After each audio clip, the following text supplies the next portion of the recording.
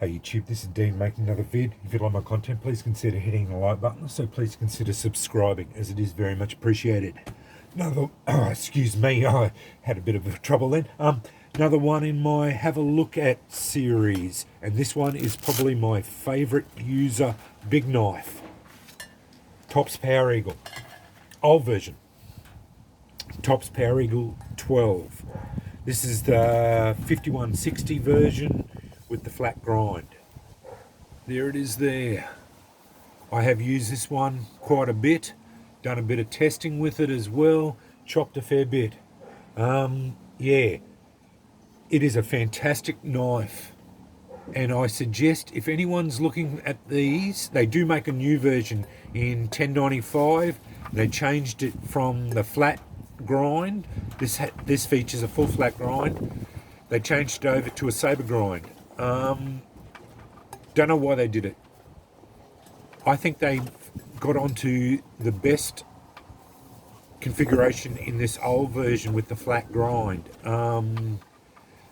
If you look at competition choppers, they all feature this flat grind because it's very efficient at chopping. The material doesn't stack up when you're chopping, so it doesn't, as you're going through and chopping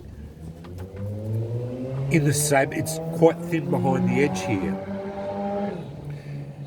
With a saber grind, it tends to, while that gives you a lot more edge stability, it does tend to stack up a bit, so it's not as efficient as chopping. So I've compared this to a lot of other blades, chopping power, and this one performs probably one of the best choppers I've ever found. Yeah, it's a beast.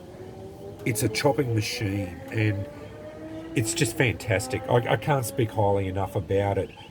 It works.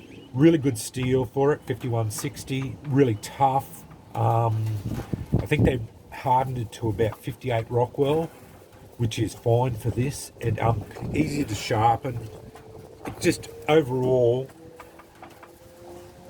I think they did a fantastic job. Now, one criticism I will make, I've got a couple of little criticisms.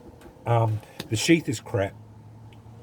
I did what I did with the sheath, and I'll talk about the sheath in a minute. I'll talk about the knife now. The handle, for me, was a little bit skinny.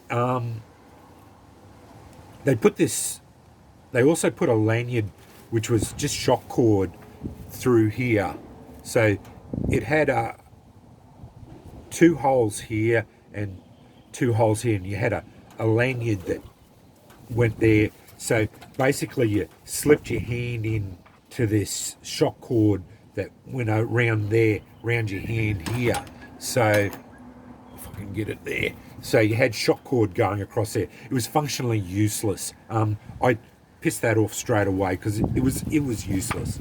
So I went over to a standard loop lanyard. I think with all these knives, you have to have a lanyard on them, because if it comes out of your hand, you've basically got a 2-pound, 12-inch projectile at velocity flying around that basically becomes a killing device flying around. So you really need to have a lanyard on these big knives. I think that's just safety. Yeah, and these thumb loop lanyards are really good.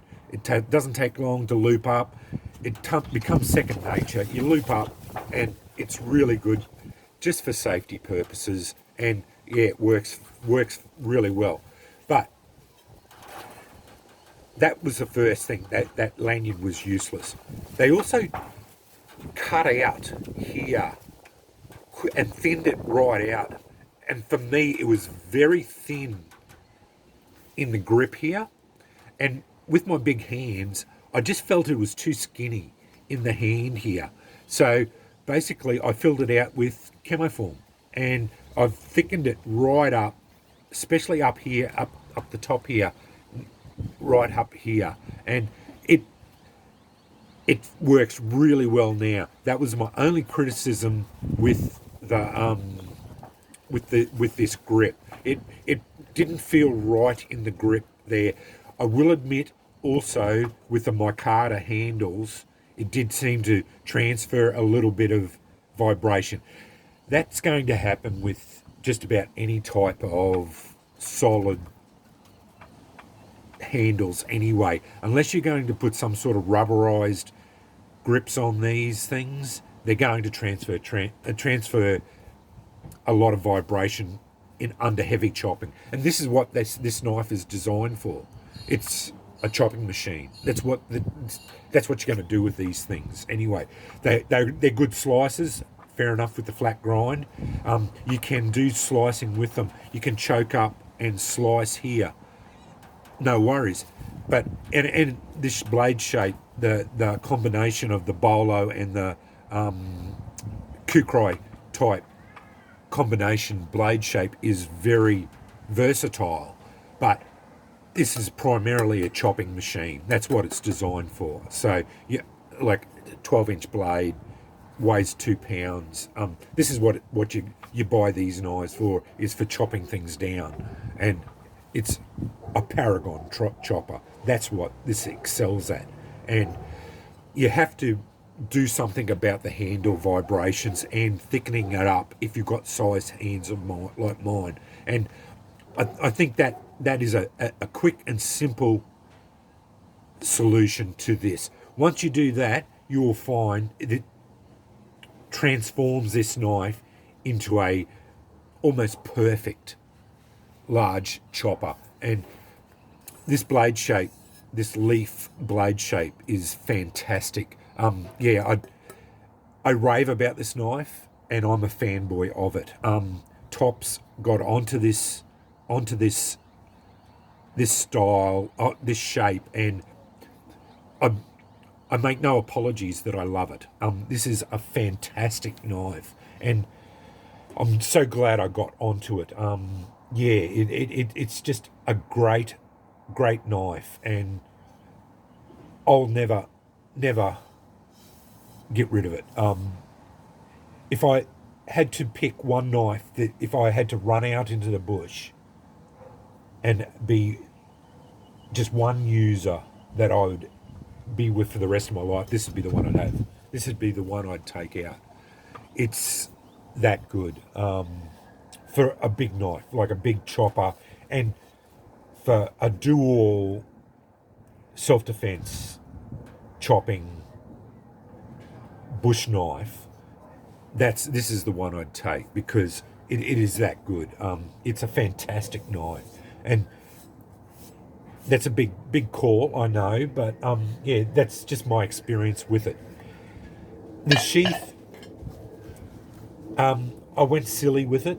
Yeah, I added a lot of stuff onto it. It was, the idea with the sheath is I wanted it to be a one-stop one grab sheath I could take out and be a survival knife. This was what this knife was for me going to be. And so I did add a lot of stuff on. Adds a lot of weight to it, fair enough.